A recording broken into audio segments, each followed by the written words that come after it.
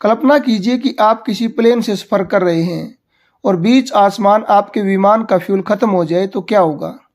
इतनी कल्पना करने भर से ही आपके रोंगटे खड़े हो गए होंगे। लेकिन आपको जानकर हैरानी होगी कि कनेडियन फ्लाइट 143 के साथ 1983 में कुछ ऐसा ही हुआ था, जब बीच आसमान में प्लेन का फ्यूल खत्म हो गया था। आइए जानते हैं यह घटना कैसे घटी और उस विमान का क्या हुआ।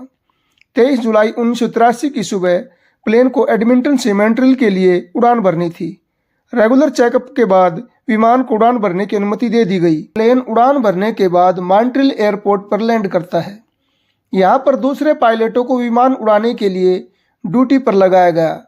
यहीं पर एंट्री होती है कैप्टन रॉबर्ट पियर्सन की, जिन्हें 15,000 घंटे विमान उड़ाने का अनुभव था। उस समय वे कनाडा के सबसे अनुभवी पायलट थे, जिनकी आयु 51 वर्ष थी।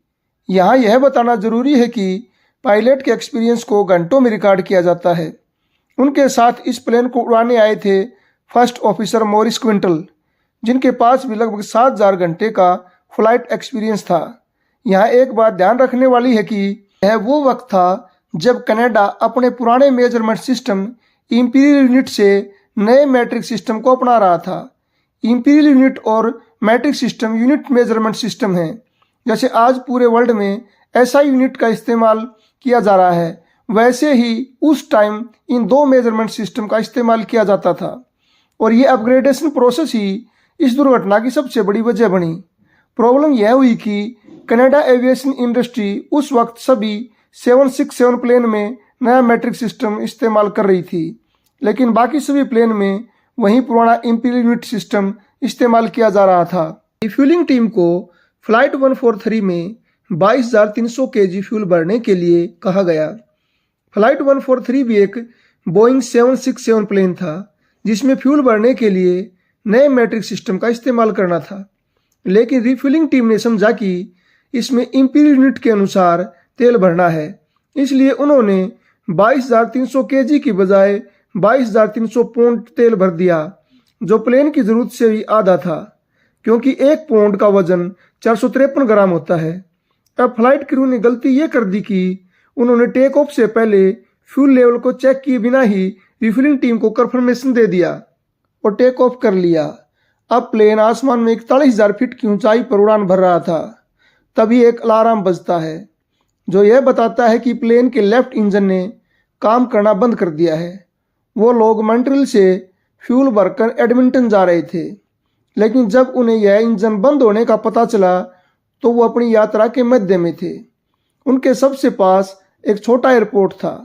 फ्लाइट कैप्टन ने कहा कि हम वहाँ इमरजेंसी लैंडिंग कर सकते हैं, लेकिन लेफ्ट इंजन के बंद होने के थोड़ी देर बाद ही राइट इंजन भी बंद हो गया। जब कैप्टन ने इसका कारण जानने की कोशिश की तो उसके होश ही उड़ गए। उसने देखा कि जमीन से करीब 41,000 फीट ऊपर बीच आसमान में प्लेन का ईंधन खत्म हो गया। प्लेन में जो इलेक्ट्रिसिटी बनती है वो इंजन के टरबाइन के घूमने से बनती है। अब प्लेन के दोनों टरबाइन सिर्फ हवा की मदद से घूम रहे थे, इसलिए वे इतनी तेजी से नहीं घूम पा रहे थे कि वे पूरे प्लेन को इलेक्ट्रिसिटी सप्लाई कर सकें। इसलिए प्लेन के कॉकपिट में अंधेरा छा गया। अब केवल कुछ इंस्ट्रूमेंट चल रहे थे, वो भी प्लेन में मौजूद बैटरीज की वजह से, जो इमरजेंसी में प्लेन की बहुत ज़रूरी इंस्ट्रूमेंट को इलेक्ट्रिसिटी सप्लाई करती हैं। अब कैप्टन पियर्सन और फर्स्ट ऑफिसर क्विंटल को यह जल्द ही डिसाइड करना था कि आगे क्या करना है, क्योंकि अब क्रू मेंबर और 61 पैसेंजर की जिंदगी उनके डिसीजन पर निर्भर थी। उनके पास फ्यूल नहीं था और दोनों ही इंजन बंद हो चुके थे। लाइट न होने के कारण प्लेन के अधिकतर इंस्ट्रूमेंट भी बंद पड़ गए थे। केवल कुछ बहुत ज़रूरी इंस्ट्रूमेंट ही काम कर रहे थे। अब उन्होंने सबसे पहले प्लेन 767 का इमरजेंसी गाइड मैनुअल खोला और ये देखना शुरू किया कि दोनों इंजन बंद हो जाने पर उन्हें क्या करना चाहिए। बहुत तलाश करने पर उन्हें पता चला कि उस मैनुअल में ऐसी कोई गाइडलाइन है ही नहीं। प्लेन के कैप्टन पियर्सन ने अब प्लेन की सुपरसीडर लैंडिंग कराने का फैसला किया। अब यहाँ पर भी यह प्रॉब्लम थी कि लाइट न होने के कारण उनका वर्टिकल स्पीड इंडिकेटर और एल्टीट्यूड इंडिकेटर काम नहीं कर रहे थे। उनके पास ये जानने का कोई तरीका नहीं था कि प्लेन कितनी ऊंचाई पर है और कितनी स्पीड से नीचे जा रहा है। अब कैप्टन ने अपना पूरा एक्सपीरियंस इस्तेमाल किया और प्लेन को नीचे की तरफ ग्लाइड कराना आरंभ कर दिया। कैप्टन 400 किलोमीटर प्रति घंटा की स्पीड से प्लेन को नीचे की तरफ ग्लाइड करा रहे थे और फर्स्ट ऑफिसर यह कैलकुलेट कर रहा था कि इस स्पीड से हम नीचे विनपैक के इमरजेंसी स्पॉट पर पहुंच सकते हैं या नहीं। प्लेन में मौजूद मैकेनिकल इंस्ट्रूमेंट और एटीसी द्वारा बताए गए डिस्टेंस को कैलकुलेट करने पर वे इस नतीजे पर पहुंचे कि इस कंडीशन में वे दिए गए लैंडिंग स्पॉट पर नहीं पहुंच सकते। तभी फर्स्ट ऑफिसर को उनके पुराने एयरफोर्स बेस गिमली की याद आई जो वहीं पर मौजूद था। कैप्टन पियर्सन और एटीसी ने कैलकुलेट किया कि शायद वो वहां तक पहुंच सकते हैं, लेकिन उनमें से भी किसी को यह पता नहीं था कि उस बेस को वहां से हटाकर अब वहां रेस ट्रैक बना दिया गया था। रेस ट्रैक पर भी लैंडिंग संभव है, पर तब जब वो खाली हो। उस वक्त वहां रेस का आयोजन किया जा रहा था और पूरा स्टेडियम लोगों से भरा हुआ था, लेकिन रेसिंग ट्रैक अभी भी खाली था। कैप्टन ने प्लेन को वहीं पर लैंड कराने का फैसला किया। प्लेन के लैंडिंग गियर को ग्रेविटी ड्रॉप की मदद से बाहर निकाला गया। किसी भी तरह की लैंडिंग के लिए उनकी वर्टिकल स्पीड बहुत ज़्यादा थी, लेकिन उनके पास दूसरा कोई ऑप्शन नहीं था। लेकिन अभी भी कुछ ऐसा था जो उनकी लैंडिंग को बहुत ज़्यादा डेंजरस बना सकता था। पहला, प्लेन का फ्रंट व्हील, जिसे नोज व्हील भी कहते हैं, वो ग्रेविटी ड्रॉप के टाइम ठीक से लॉक नहीं हो पाया था।